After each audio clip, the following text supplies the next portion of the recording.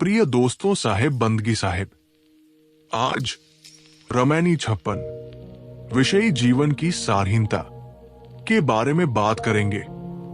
दिन दिन जरे जलनी के पाव, गाड़े जाए न उमंगे काहूं, कंधन देई मस्खरी करी, कहो धो कौन भांति निस्तरई, अकर्म करे और कर्म को धावे, पढ़ी गुनी बेद जगत समुझावे, छूछे परे अकारत जाई, कहिं कबीर चित चेत हो भाई।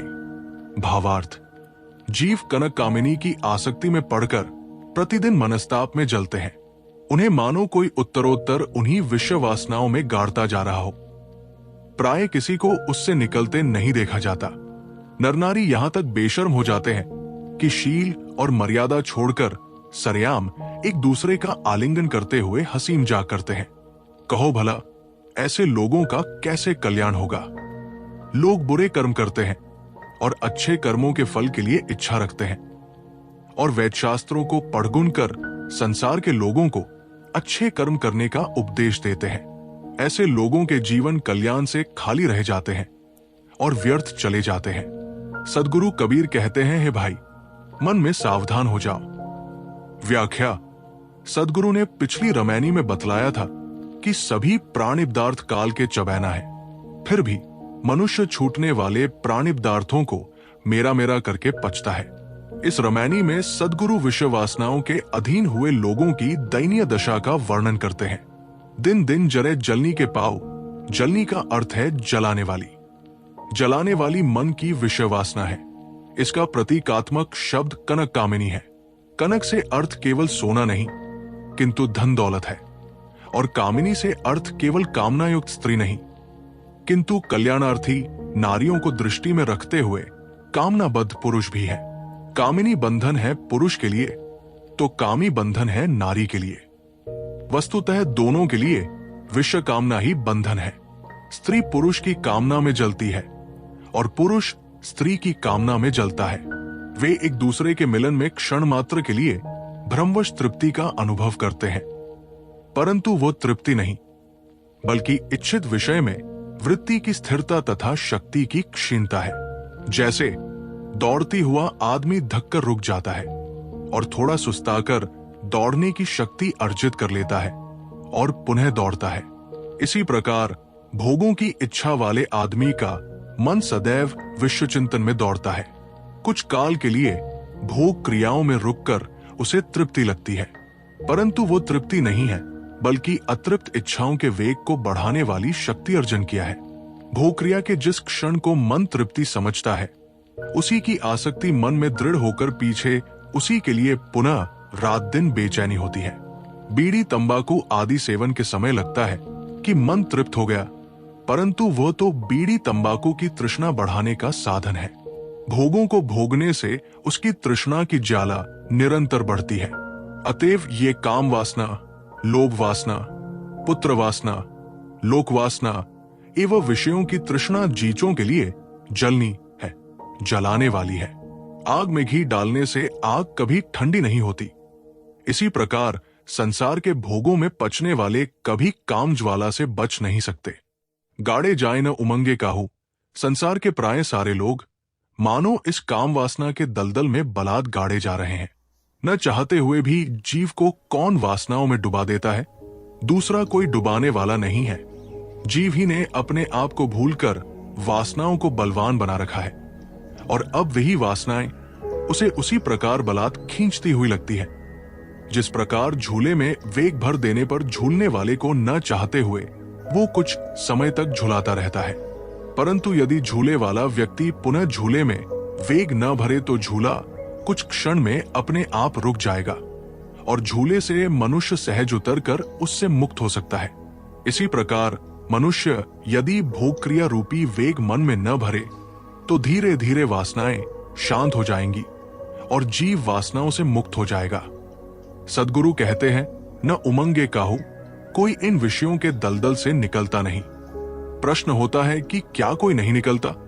यदि कोई न निकलता तो संसार में त्यागी कैसे देखे जाते? उत्तर है कि यहाँ का लक्षणा अर्थ है कि कोई विरला ही इस दलदल से निकलता है। शेष सब तो उसी में धन से जा रहे हैं। लोग पढ़ते हैं, लिखते हैं और अपनी आधी जिंदगी तक तैयारी करते हैं उसी संसार के दलदल में धंसने के लिए। कोई विरला ही इस दलदल में न धंस कर, या यदि उसमें पैर पड़ गए हैं तो झिटक कर भाग खड़ा होता है। पामर नर तथा नारी धीरे धीरे निर्लज हो जाते हैं। वे सबके बीच में ऐसे हाव भाव, हसी मजाक करते हैं जो सामाजिक मर्यादा को तोड़ने वाले होते हैं। इन भद्दी क्रियाओं का दूसरों पर बुरा प्रभाव पड़ता है। इससे लोगों के संस्कार बिगड़ते हैं। कहा जाता है कम्युनिस्ट देश सोवियत रूस में गाय भैंस को गर्भवती करने के लिए बंद जगह होती है। वहां खुली जगह में ऐसा कराना वर्जित है, क्योंकि इससे लोगों पर तथा अधिकतर किशोरों पर बुरा प्रभाव पड़ता है, जो पति तथा पत्नी अपने बच्चों या अन्य लोगों के सामने श्रृंगारिक चर्चा, कुत्सित अंगचालन एवं भद्दी बातें करते हैं। वे ये नहीं समझते कि इससे उनके बच्चे तथा दूसरों में बुरे संस्कार जमेंगे तथा उनकी दृष्टि में वे श्रद्धास्पद नहीं रह जाएंगे। कितने ही माता पिता अपनी खुली कामुक प्रवृत्ति के कारण ही अपने बच्चों द्वारा घृणा के पात्र हो जाते हैं। पति पत्नी संबंध का हेतु है संतान। इसे जल भोजन की तरह जीवन की आवश्यकता नहीं समझना चाहिए। भोगी होने पर रोगी, शोकी बनकर जीवन भर तृष्णा में जलना ही फाल होगा। साधु ब्रह्मचारी को तो अखंड ब्रह्मचर्य का पालन करना चाहिए। उन्हें मन से भी विषय चिंतन नहीं करना चाहिए। परंतु गृहस्थों को भी ये समझ लेना चाहिए कि वैवाहिक जीवन का अर्थ कामभोग की चक्की में जीवन भर पिसना नहीं है। मूढ़ मन जिसको परम सुख मानता है वो कामभोग क्या है? बस तृष्णा की ज्वाला में जलते हुए दो अस्थिमांस के पिंजरों का सम्मिलन, नसों की झंझनाहट, शक्ति का क्षय और परिणाती मूढ़ता एवं पश्चाताप। विषयी जीव की विवेक शक्ति खो जाती है। वो सांसारिकता में डूबा हुआ बच्चों की तरह बिलबिलाता है। ऐसे मनुष्यों को जीवन में कहां शांति। अकर्म करे और कर्म को धावे, पड़ी गुनी बेद जगत समुझावे। अकर्म का अर्थ है निष्क्रियता अर्थात कर्मों का अभाव, और दूसरा अर्थ है बुरे कर्म। यहां अकर्म का अभिप्राय बुरे कर्म ही है। विषयी पामर आदमी बुरे कर्म करता है।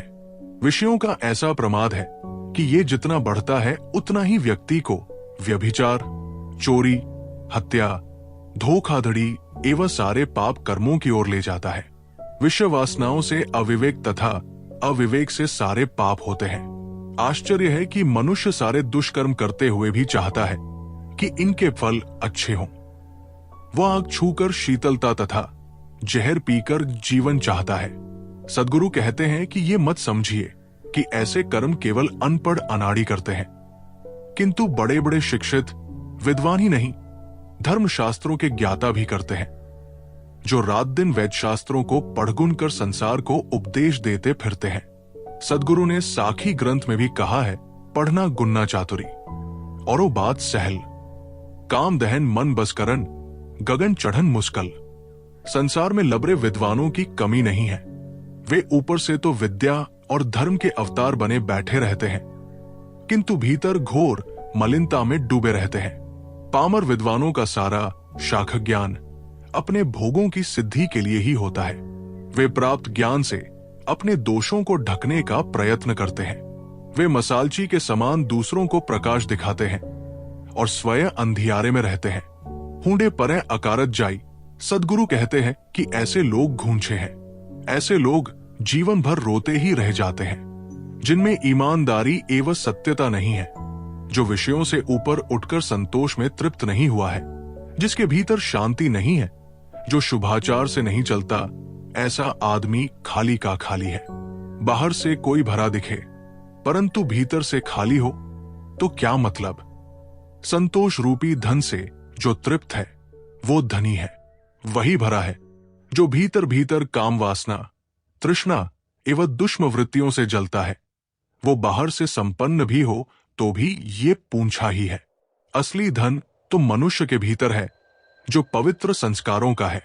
सुव्यवस्थित व्यक्तित्व, पवित्र संस्कार, अच्छी समझ, संतोष एवं आत्मतृप्ति ही सच्चे धन है। जो इनसे संपन्न है वो भरा भरा है। बाकी लोग तो छूछे हैं, इसलिए उनका जीवन अकारत है, व्यर्थ है। आया कबीरा फिर गया, झूठा है अहंकार। सदगुरु अंत में चेतावनी देते हैं, चित चेतु भाई हे भाई, मन में सावधान हो जाओ, ज्ञान प्रकाश में जागो, विषयों की नींद छोड़ो, इसमें तुम लुट जाओगे, तुम्हारी विद्या कुछ काम ना आएगी। तुम्हारा शास्त्र ज्ञान विषयों के त्याग बिना केवल भूसी पंछोड़ना है। आज सावधान। गुरु की वाणी सुनने के लिए चैनल को जरूर सब्सक्राइब करें।